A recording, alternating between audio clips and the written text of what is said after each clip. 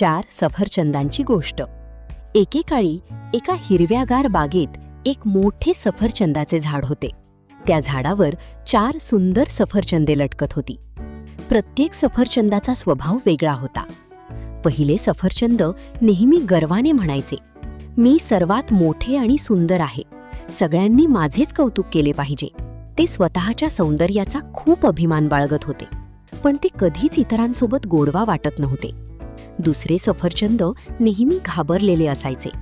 ते म्हणायचे, "अरे बापरे, जर कुणी मला तोडून नेले तर?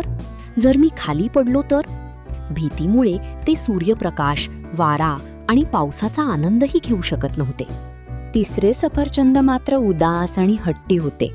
ते म्हणायचे, "मला कुणाची गरज नाही, मला कशाचीही पर्वा नाही." ते नेहमी एकटेच राहायचे. हळूहळू त्याचा रंग फिका झाला आणि त्याची चवही कमी झाली. पण चौथे सफरचंद खूप नम्र आणि आनंदी होते. ते रोज झाडाचे, सूर्याचे, पावसाचे आणि निसर्गाचे आभार मानायचे. ते म्हणायचे, "मला या सुंदर जगात उपयोगी पडायचे आहे.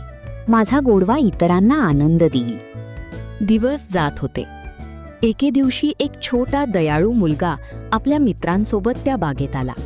त्याने झाडाकडे पाहिले आणि त्याला ती 4 सफरचंदे दिसली.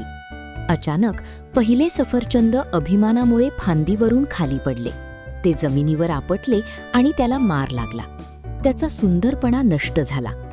दुसरे सफरचंद भीतीने थरथरत होते. घाबरून तेही वेळेआधीच खाली पडले आणि खराब झाले. तिसरे सफरचंद इतके निष्काळजी झाले होते की त्याची चवच निघून गेली होती. कुणालाच ते आवडले नाही. मात्र चौथे सफरचंद अजूनही ताजे, गोड आणि सुंदर होते. मुलाने ते प्रेमाने तोडले. त्याने एक घास घेतला आणि आनंदाने हसला. तो म्हणाला, "वाह, किती गोड सफरचंद आहे." मग त्याने ते आपल्या मित्रांमध्ये वाटून खाल्ले.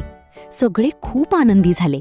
त्या दिवशी झाडावरील पक्षीही जणू काही सांगत होते, "अभिमान, भीती आणि उदासीनता माणसाला कमजोर बनवतात, पण नम्रता, कृतज्ञता आणि प्रेम माणसाला खऱ्या अर्थाने सुंदर बनवतात." बोध: नेहमी नम्र राहावे, आनंद वाटावा आणि जीवनाबद्दल कृतज्ञ असावे. लाईक करा, सबस्क्राईब करा आणि गोष्टींच्या दुनियेत सामील व्हा.